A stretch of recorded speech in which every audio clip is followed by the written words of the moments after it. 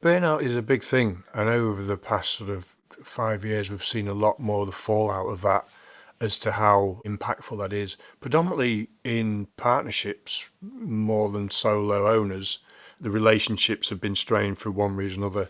We're dealing with a gentleman at the moment who is, the both of them got a successful business, but clearly the relationship has just fallen out.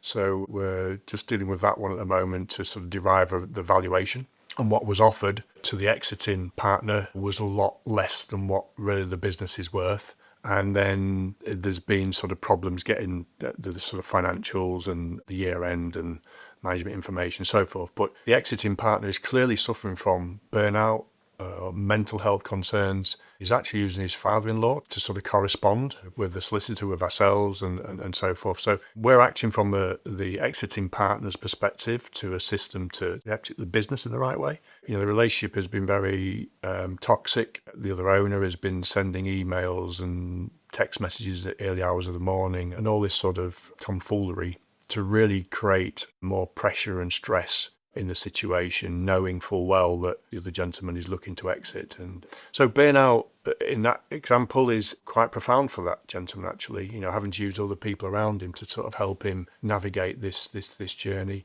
And also, if the owner is feeling burnt out, put that analogy to one side, but if the owner is sort of feeling burnt out, when it's starting that question as to why they are feeling that at the early stage, because really part of exiting the business or selling the business is so they're not actually integral to it. They're actually working on the business holistically, being more of a board level or advisory level, as opposed to actually the day-to-day grind of operations and processes and so forth.